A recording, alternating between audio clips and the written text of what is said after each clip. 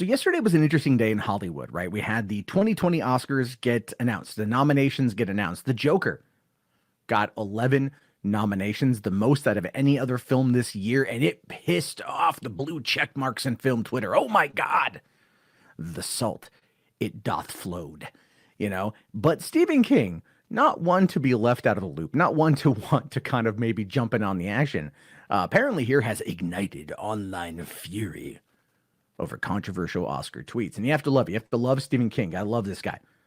I love this guy. He's great. Super hardcore liberal, but apparently has now pissed off the liberals. This is my favorite thing to cover because you got to love it when liberals piss off other liberals because of the purity test, right? And this is a real damn thing. Okay, so it says here that Stephen King is under fire on Twitter after downplaying the role of diversity in selecting this year's Academy Award nominees, saying, "I would never consider diversity in matters of art, only quality." The 72-year-old tweeted on Tuesday, "It seems to me that to do otherwise would be wrong." And that is true. Art is obviously subjective, and the artist is going to reflect their own experiences. That's part of it, right? The Academy itself, a couple years ago, attempted to go woke. In fact, they did go woke after 2 years of the Oscar So White campaigning. They brought in more people. They got rid of older Academy members who hadn't been active in the industry for quite some time. This was meant to be a more diverse group of people voting on a very diverse film industry. And this year, this is what they chose, those diverse people. The quote-unquote woke Academy. This is what they chose, and people are mad. So, of course, Stephen King's going to come out and talk about this. So it says here, in an earlier tweet, King wrote that diversity was not even discussed in the categories he was tasked with nominating, saying, "As a writer, I'm allowed to nominate just 3 categories: Best Picture, Best Adapted Screenplay, and Best Original Screenplay. For me, the diversity issue, as it applies to the individual actors and directors, didn't come up." So in regards to Best Picture, that makes sense, right? He's looking at the overall quality of the film. When you nominate Best Picture, that is meant to be Best Producer, the best production. That's not necessarily the best actor or the best director or the best writer. It's meant to kind of be a culmination. But that the Best Picture award is for the producers. Best Adapted Screenplay, Best Original Screenplay. He's looking at the scripts, right? They get sent the scripts. He's reading the words on paper. That's what he's doing. Now, the author of It, Carrie, and The Outsider was instantly eviscerated by many on social media, including Selma and When They See Us director Ava DuVernay, who is championing diversity in Hollywood. Yeah, but Ava gets under a lot of people's skin from what I hear. Like this is true. She recently hosted a press conference for Star Wars The Rise of Skywalker the night after her and the cast got to see the movie, but the press hadn't seen the movie yet. And while she was up on the stage talking with the cast in front of the media, who again hadn't seen the movie yet, was spoiling the movie. And the press came out of there pissed. She doesn't think a lot from what I can tell. She pushes a lot of agendas. I mean, she's got, we'll have to wait and see how the New Gods does for DC. I think that could actually, if it's good or bad, good, it will keep her going. Bad is going to tank her career. But of course, when you get woke on Twitter, you get woke on Twitter, right? It's just true. This is very true. Saying here, when you wake up, meditate, stretch, and reach your phone and check on the world and see a tweet from someone you admire that is so backward and ignorant, you want to go back to bed. Author Roxane Gay also joined in, saying, "As a fan, this is pitiful to read from you. It implies that diversity and quality cannot be synonymous, that they are not separate things. Quality is everywhere, but most industries only believe in quality from one demographic. And now here you are." Again, are they providing any kind of actual, and I mean this, any kind of actual explanation or any kind of example as to the other? I'm not against, I wasn't against Moonlight winning Best Picture. I really liked 12 Years a Slave. I saw it, I'm like, this is clearly the best picture. And it was a good story. It was a good movie made by talented people. And that is the meritocracy aspect of Hollywood that should be maintained.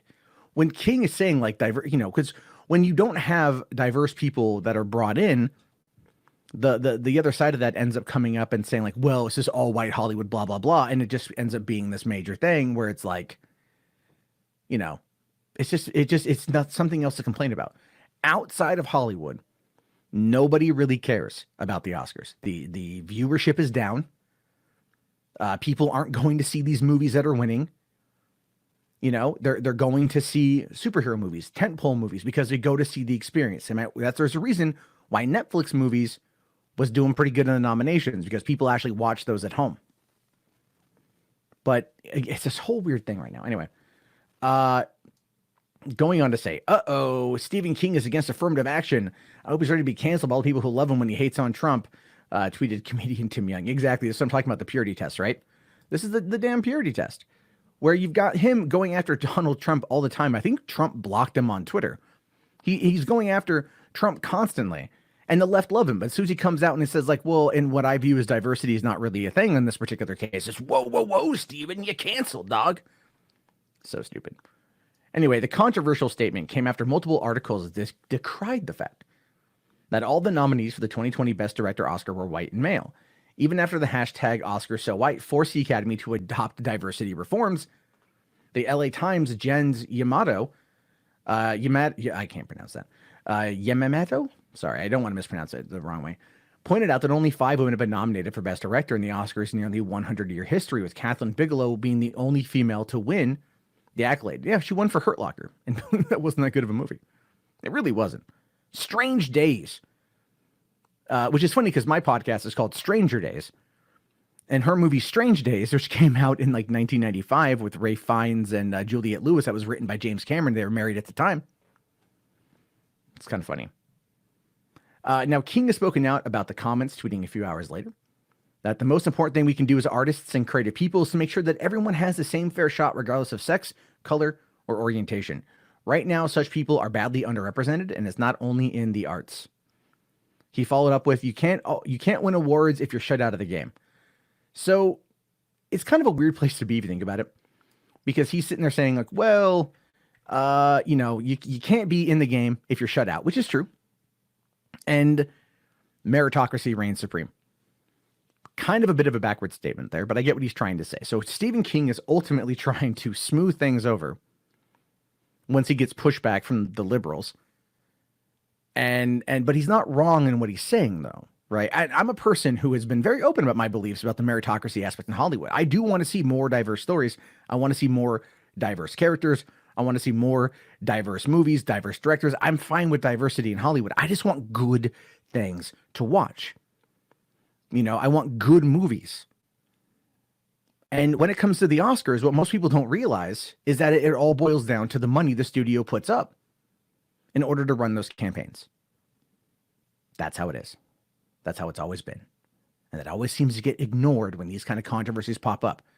Yes, I'm sorry that the left-leaning Hollywood is upset Greta Gerwig didn't get nominated for Little Women. But did the studio put up enough money in order to put it out there in front of the voters' eyes? Clearly, enough people didn't vote for them. Greta Gerwig even was at the Golden Globes the other week and had said that she got there early and that a lot of members of the Hollywood Foreign Press came over to her, right? The 70 people who vote on the Golden Globes, not the 6,000 that are in the Academy, by the way. And they said, oh, I loved your movie. I voted for you. And she's like, well, you clearly didn't, because I didn't get nominated. Right? You can't force people how to vote. But when you have this kind of backlash to commentary about diversity, you can clearly see what the outcome is being pushed to be. And I'm not a big fan of that. I want the stories to stand on their own. I want the characters to stand on their own, the actors, the directors stand on their own. The rest of us are held to that standard. Why isn't everything held to that standard? Not to say nepotism and cronyism doesn't exist. It absolutely exists in Hollywood. That much I know for certain. But we've got to be pushing for that to be out of the way.